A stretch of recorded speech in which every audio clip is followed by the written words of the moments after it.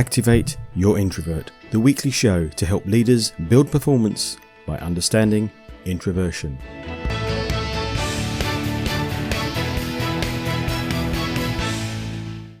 In this week's show, highwayman Dick Turpin is causing insults nearly 300 years after his execution. Table manners are changing. The benefits of stopping to think. A discussion with Peter Milligan.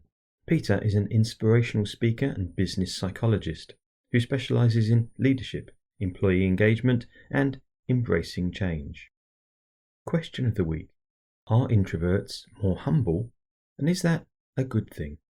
A quick look at any introversial news from this week. An interesting article in The Week about table manners. As long as I can remember, children were told not to talk with their mouths full, but a recent survey of 18 to 40-year-olds showed that 3/4 of respondents say they thought most of the table manners followed by their grandparents are no longer relevant. Half said there was no need to swallow your food before speaking. Yuck. 2 in 5 thought conventions such as sitting up straight and asking to leave the table were out of date. 46% said it was fine to tuck in before the rest of the table was served. And 38% saw no need for napkins. Kind of go along with that one. Now, I'm not sure what's behind these changes, but it made me think about leadership. What's changing, and how should we manage people, especially younger ones? Also, our use of words is changing. The York Dungeon has a ride called the Dick Turpin Carriage Ride, but recently has had complaints about the Dick Turpin show who find the name rude. Some have suggested the highwayman be referred to as Richard Turpin instead. Dick is here to stay, said the dungeon's manager. In this case at least, I've got to say, hear, hear. But should we be more considerate about how our often long-used words may offend others? Certainly, many of the tropes about introverts don't leave them wanting to be an active part of your team. If you're bored, just sit and think. I often think about how modern life stops us from sitting and thinking as much as we should, and that's me as an introvert who may be better at it than others. The benefits, among other things, a clear mind and creative solutions to issues. But often the simple dopamine hit by seeing a Facebook like gets in the way. In the week, researchers at Kyoto University asked 259 students in Japan and the UK to predict how much they'd like just thinking, then asked them to spend between 3 and 20 minutes alone with their thoughts. People enjoyed thinking more than they anticipated, about as much as other time-passing activities like checking the news online. Our research suggests that individuals have difficulty appreciating how engaging thinking can be, said the authors. That could explain why people prefer keeping themselves busy with devices and other distractions, rather than taking a moment for reflection and imagination in daily life. How would your performance change if you gave yourselves a few more minutes to reflect? A sad piece of news. A trailblazing actor from my youth died recently. She was part of my favourite TV series and then many related films. Without being arrogant, Uhura clearly held her place in the leadership team of the Starship Enterprise. Star Trek's communication officer Uhura, played by Nichelle Nichols, passed away aged 89. And finally, a homing pigeon that made a wrong turn in a race from Guernsey back to Tyneside. It ended up in the USA, but it's now been flown home by plane. Bob, the pigeon, was found in Alabama and taken to a shelter, where staff identified and contacted Bob's owner from the pigeon's leg band. Alan Todd jumped on a plane to bring his pigeon home and has now retired Bob, saying, "The thought of anything happening to him after all the help that people have given is too much." It's a lovely story, but left me wondering, how far would you go to support your team, especially the quieter ones? But of course, it may now be time to return home and get on with this week's interview. Here's Peter.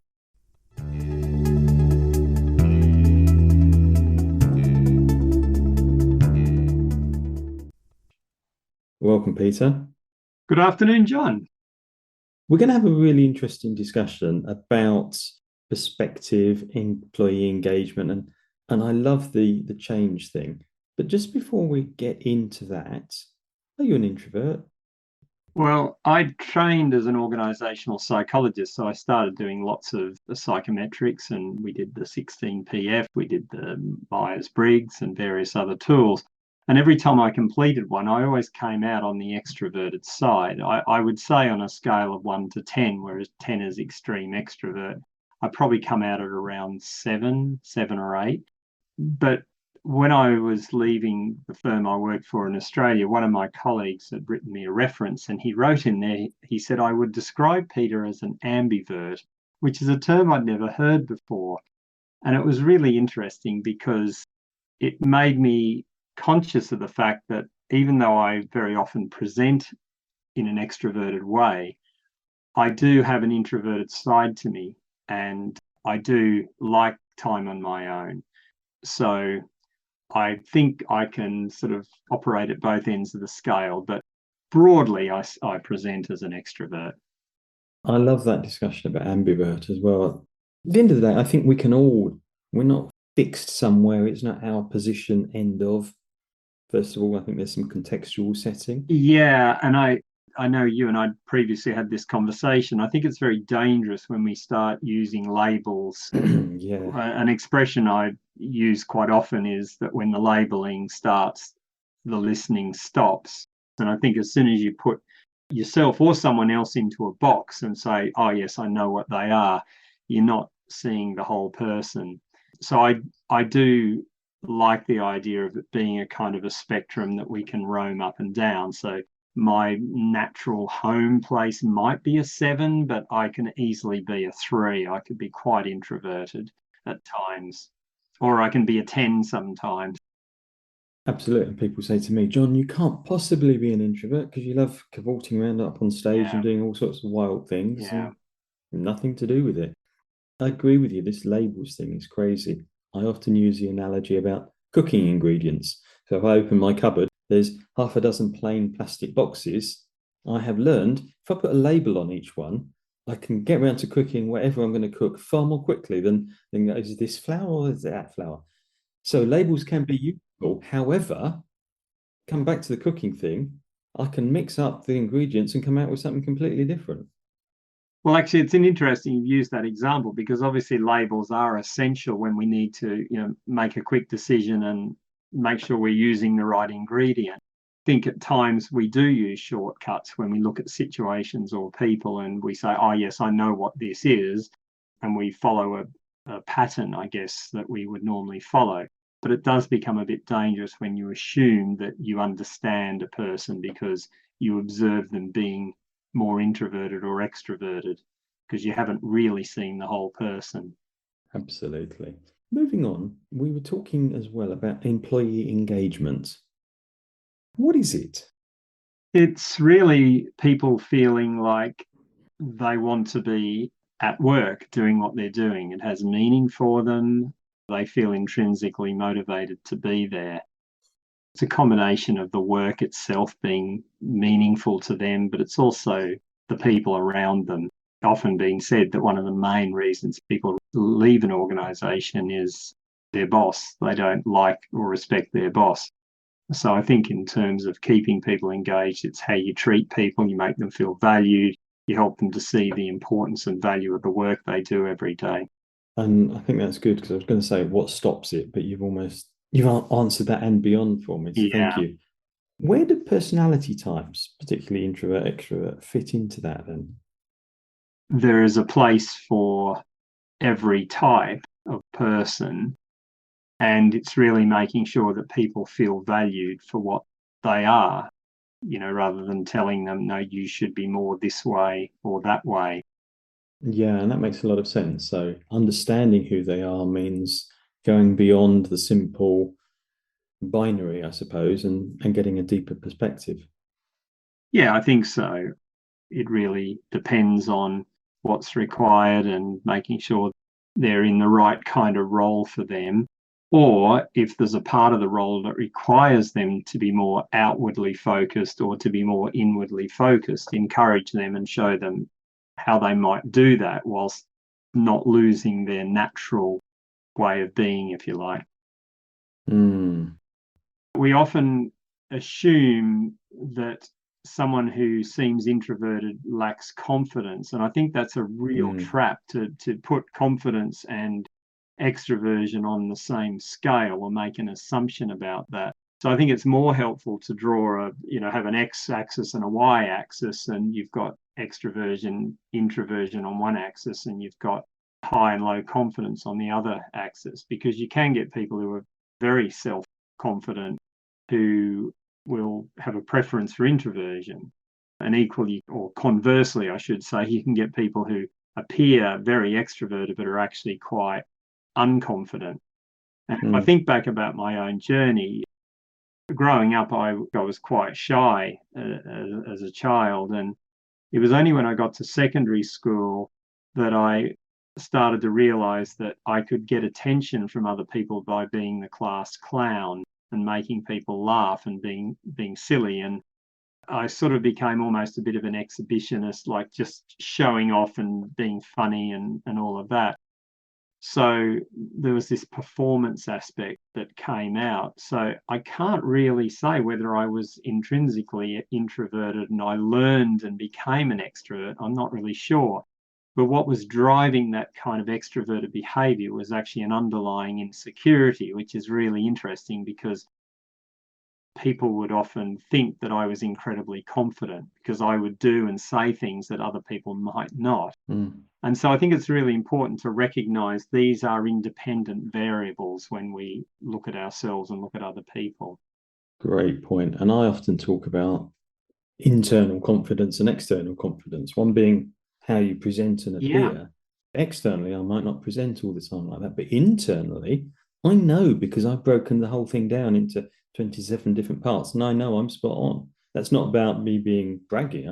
But I might not shout out about that. So. Yeah, exactly. And it's also interesting, we often look at professional actors and they just come across so confident, and yet when you get to know them behind the scenes, often they're not actually that confident, and they've learned to put this mask on, show up, do an incredible performance, which makes them seem incredibly attractive. But when you get to meet them, you see this other side.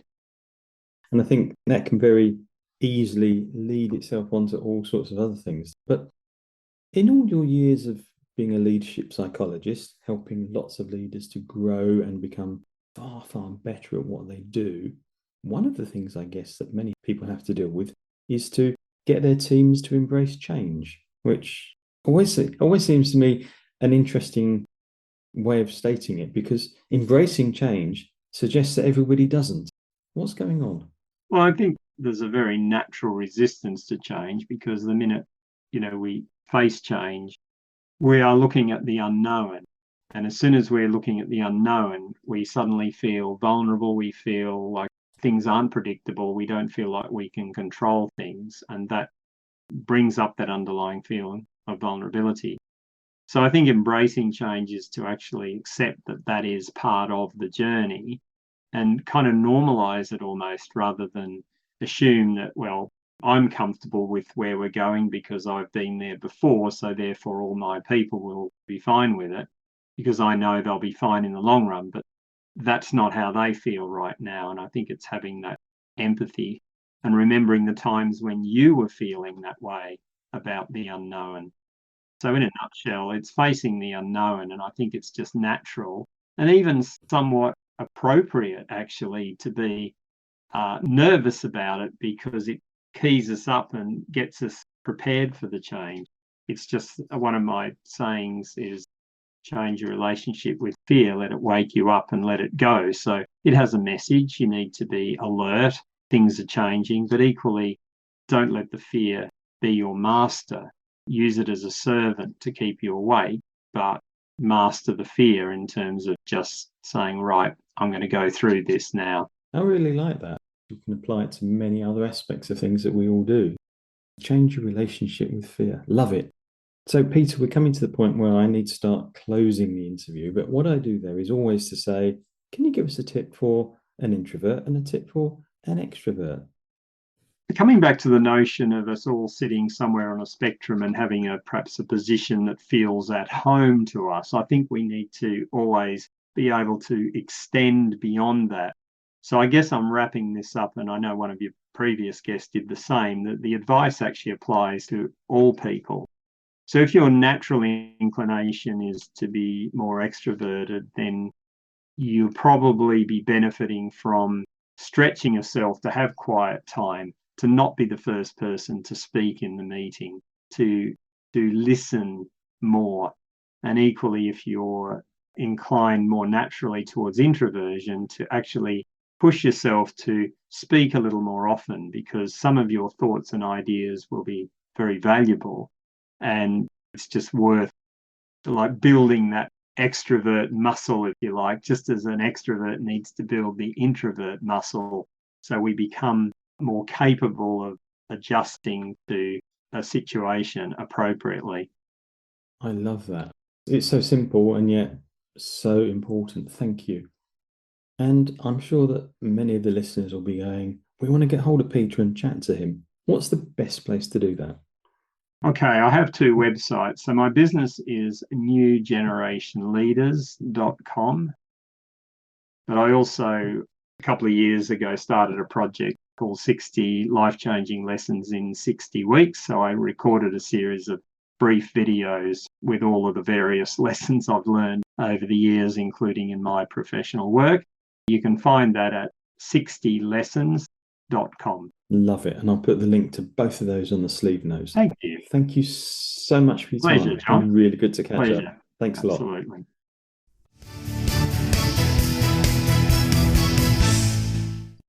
My takeaways from the discussion were, when the labelling starts, the listening stops. Really good point.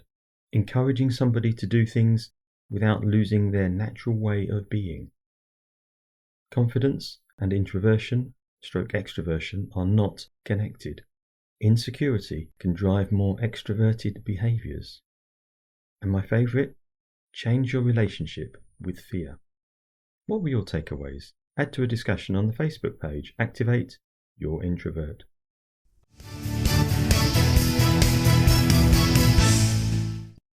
What would you like to know about introversion in business? This week's question comes from Clive. Are introverts more humble? And is that a good thing? Let's start with a simple statement. Being humble is not part of the definition of introversion. However, synonyms like meek, modest, unassuming, and unpretentious do describe more introverts I know than extroverts. So, yes, I have often found introverts to show more humility, having a modest or low view of one's importance, at least externally. But I know introverts for whom humility is a foreign word and will get their achievements into every single sentence they speak. Although, the one thing which annoys me most on the subject of humility is, I am humbled to receive this award, which I watched at a local event recently. No, you're not. You might be proud. You're not made to feel small and meek, so you shouldn't be insulting the giver of the compliment by saying so. But off my soapbox. Perhaps the most important thing about humility generally. As a leader, or just a person, humility can be a great thing and allow others to engage with you more readily, as long as you're not overdoing it and showing a lack of self-confidence. Humility can be a great trait in a leader. As a leader, showing humility makes it easier for people to relate to you, discuss ideas, engage, and listen to you. Personal humility has often been recognised as an important aspect of being a high-performing leader. Humility, or genuine modesty, is a lack of arrogance. Who wants to work for an arrogant, self-serving leader or somebody with an overinflated ego? Arrogant leaders tend to think they're always right and claim the success to be theirs. Humble leaders credit the team, making the team recognised and happier to be there. What question would you like answered on the show? Whether you want to be on the show or just have your question answered, go to activateyourintrovert.co.uk. You could also follow on Facebook and discuss the answers at the show's page. Activate your introvert. I'm John Baker. Thank you for listening. I hope you found it useful. The there's a new episode every Thursday at activateyourintrovert.co.uk and your favourite podcast provider. Till then, go be introversial, activating your introverts, building your business.